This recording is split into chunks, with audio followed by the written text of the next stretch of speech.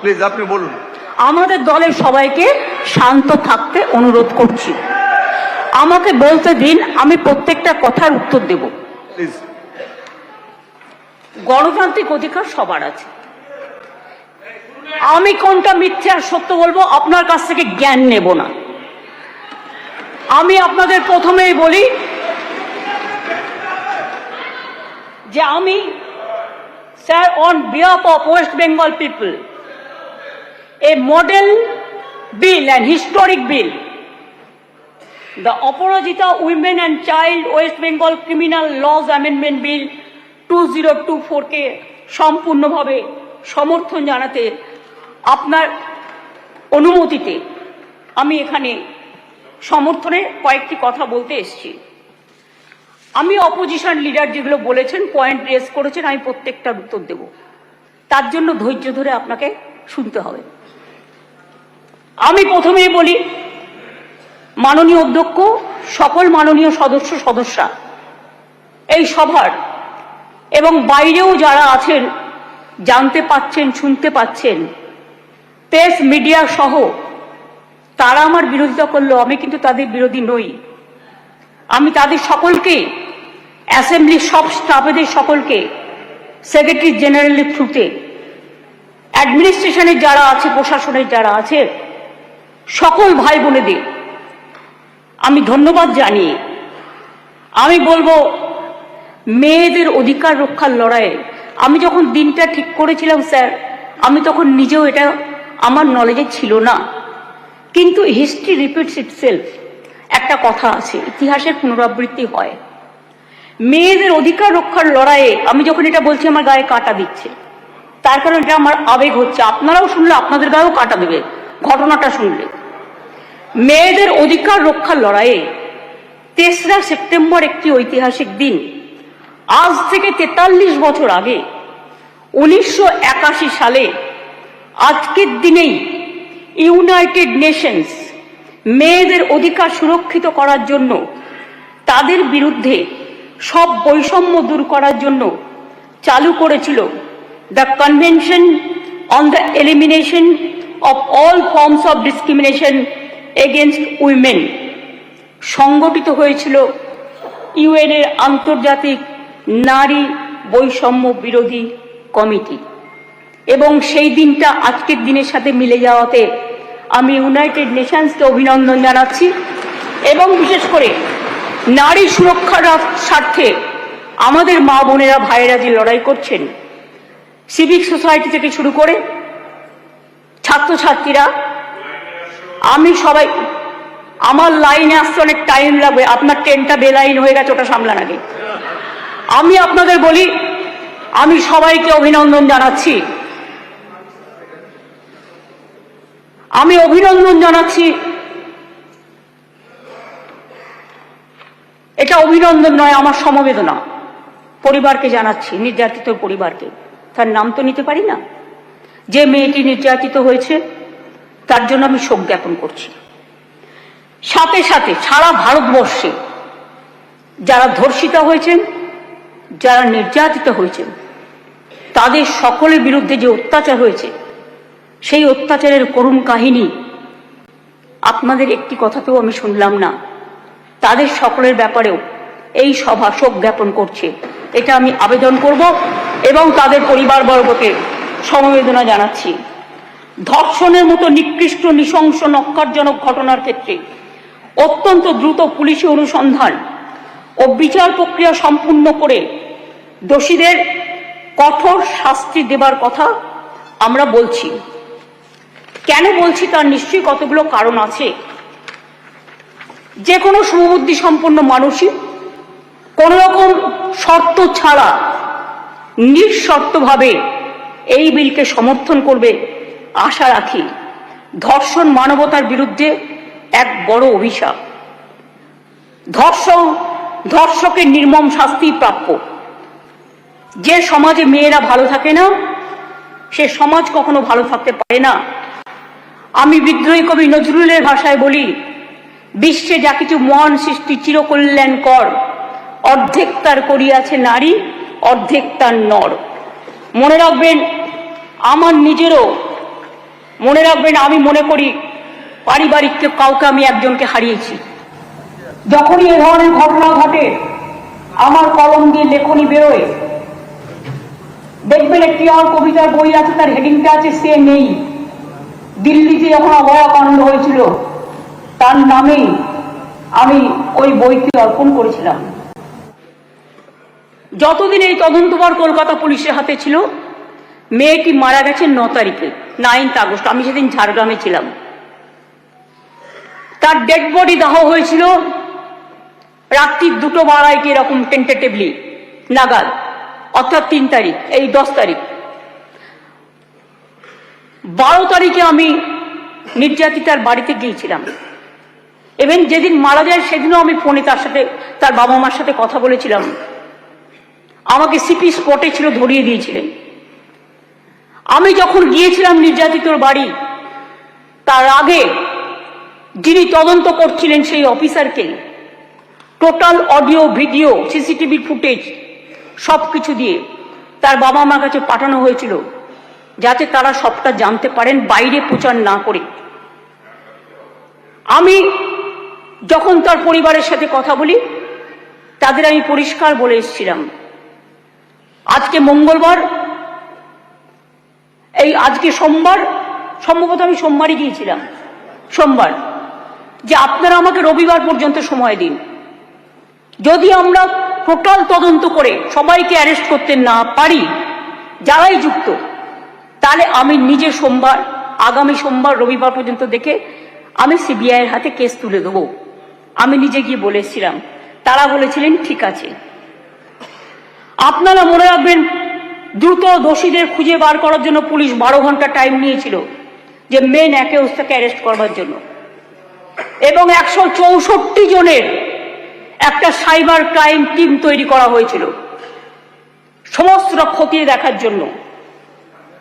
আমরা পুলিশকে বলেছিলাম ফাস্ট ট্র্যাক আদালতে গিয়ে ফাঁসির আবেদন জানাতে, এবং সময়ও বেঁধে দিয়েছিলাম। কিন্তু মঙ্গলবার দিন সিবিআই হয়ে যায় কোর্টের অর্ডারে। ঠিক আছে, আমার কোনো তাতে প্রবলেম নেই, আমাদের কারোরই থাকার কথা নয়। আমরাও এখন we want justice from CBI. বিচার চাই, বিচার চাই, তো বিচারের শাস্তি দিক সিবিআই, ফাঁসি দিক সিবিআই, এটা আমরা চাই। আমি প্রথম থেকেই বলি, আমরা কিন্তু ফাঁসি চেয়েছি প্রথম থেকে। কেন চেয়েছি? আজকে যারা, আমি আইনের কথায় পরে আসছি, বিরোধী দলনেতা কতকগুলো কথা বললেন, রুলসে পরিণত করার দায়িত্ব কার্যকর হবে কি? গভর্নরকে, মাননীয় গভর্নরকে বলুন এটাকে সই করে দিতে বিলটা, তারপরে যদি কার্যকর না হয় তার দায়িত্ব আমাদের, তার দায়িত্ব আমাদের। আমি আবার বলি, উই ওয়ান্ট রেজাল্ট অলসো। আপনারা যেটা বলেছেন গভর্নমেন্ট ফাস্ট ট্র্যাক কোর্ট করেনি, আপনার বক্তব্যে বিরোধী দলনেতা বলেছেন। আমি মনে করি আপনার কথার উত্তরে আমার এটুকু বলার অধিকার আছে। এক সেকেন্ড, কারণ আমি সবই নিয়ে এসেছি সাথে, শুধু একটু অথেন্টিকেশনের জন্য কাগজগুলো আপনাদের অথেন্টিক ভাবে আমি বলবো। গভর্নমেন্টের মনে করি আপনার কথার উত্তরে দেশের মধ্যে ছোট রাজ্য মিলিয়ে আমাদের সংখ্যা 3য়, এটা পার্লামেন্টের কোয়েশ্চেনে, লোকসভার কোয়েশ্চেনে দেখে নেবেন। আপনাদের অথেন্টিক ভাবেই আমি বলবো। গভর্নমেন্টের মনে রাখবেন, report on fast track court, দেশের মধ্যে ছোট রাজ্য মিলিয়ে আমাদের সংখ্যা 3য়, এটা পার্লামেন্টের কোয়েশ্চেনে, লোকসভার কোয়েশ্চেনে দেখে নেবেন। আমি আপনাদের বলি, 1913 সালে আমাদের যে 88টা ফাস্ট ট্র্যাক কোর্ট ছিল, তার টাকা কেন্দ্রীয় সরকার বহন করতেন, সেই টাকা দেয়া বন্ধ করে দিয়েছেন 2013 সাল থেকে। তা সত্ত্বেও আমাদের রাজ্যে বর্তমানে 88টি ফাস্ট ট্র্যাক কোর্ট আছে, মহিলাদের জন্য 52টি ডেজিগনেটেড কোর্ট আছে, যাতে মহিলাদের বিরুদ্ধে সংগঠিত অপরাধের মামলাগুলোর দ্রুত বিচার হয়। এই কোর্টগুলো এখনো পর্যন্ত মোট 3,92,620টি কেস দায়ের করা হয়েছে।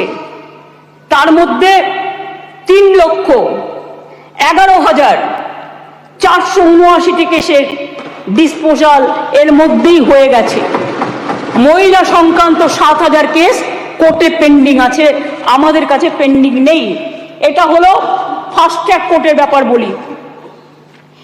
এবার আপনারা বললেন কামদুনি কেসে আমরা নাকি পিপি চেঞ্জ করেছি। পিপি চেঞ্জ অনেক সময় তার ট্রান্সফারের ব্যাপার আছে, প্রমোশনের ব্যাপার আছে, হাইকোর্ট তাকে এখন হাইকোর্ট থেকে পারমিশন নিতে হয়, এসব ব্যাপার আছে।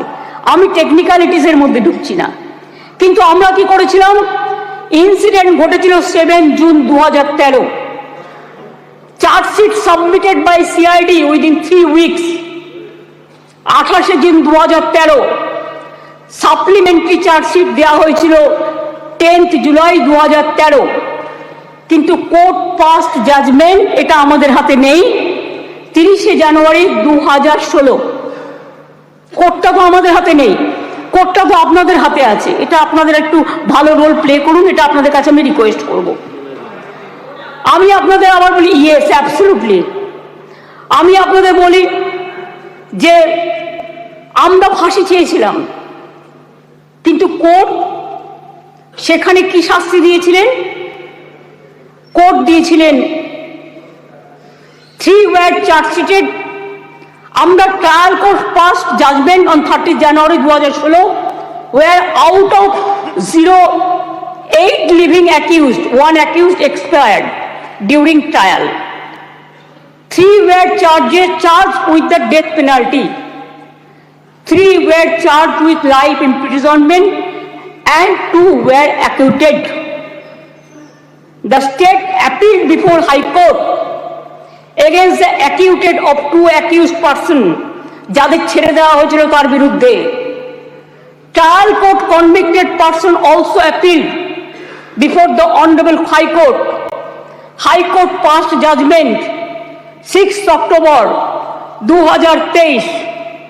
তাতে তারা শাস্তির ডেথ পানিশমেন্ট দেওয়ার বদলে 2 জনকে দিয়েছিলেন লাইফ কনভিকশন, 1 জনকে ছেড়ে দিয়েছিলেন, 3 জনকে 7 ইয়ার্স পানিশমেন্ট দিয়েছিলেন, আর অ্যাকিউটেড 2 জন ছিলেন, তার বিরুদ্ধে আমরা এসএলপি সুপ্রিম কোর্টে ফাইল করেছি এবং 9 অক্টোবর 2023 এটা এখন পেন্ডিং আছে সুপ্রিম কোর্টে।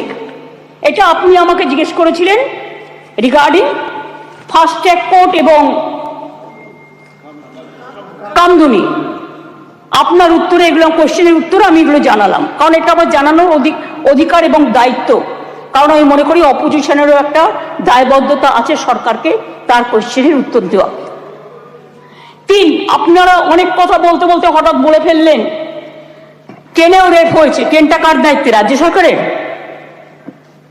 ট্রেনের ভেতরটা রক্ষা করার দায়িত্ব আরপিএফ এর। Please realise, railway protection force. এটা রেলকেও দেখতে হবে, ঘটনাগুলো ঠিক নয়। মনে করুন আমি এবার আপনারা কিছু প্রেসিডেন্ট দিয়েছেন, দিতেই পারেন, কিন্তু আমি কোনো কাগজ দিচ্ছি না। তার কারণ খবরে কাগজ দিচ্ছি না, কারণ এগুলো নিজেদের তৈরি করা রিপোর্টও হতে পারে। আমি স্পিকার সাহেবকে বলবো ক্রস চেক করুন all of the fake news, maximum cross check করে আপনি যদি দেখেন correct information, I don't have any problem. কিন্তু যদি দেখেন wrong information, misleading information, disinformation and distorted information and destructive information and provocative information, then speaker has the right to deal it. মনে আছে আপনাদের? কেউ তো একবারও স্বীকার করলেন না উন্নাওয়ের কথা। 2017 সালে নাবালিকাকে ধর্ষণ করেছিলেন। আমি একজন বিধায়ক বলবো বিজেপি, কিন্তু আপনি বলতে বললেন আমি কিন্তু আপনার পার্টির নাম বলতাম না, সরি, এটা আপনি আমাকে বাধ্য করলেন বলতে, কারণ তিনি এখানে প্রেজেন্ট নেই তো বলে নামটা বললাম না, নামটা আমার কাছে আছে। আমি অ্যাসেম্বলি পার্লামেন্টের আমি সিস্টেমটা জানি।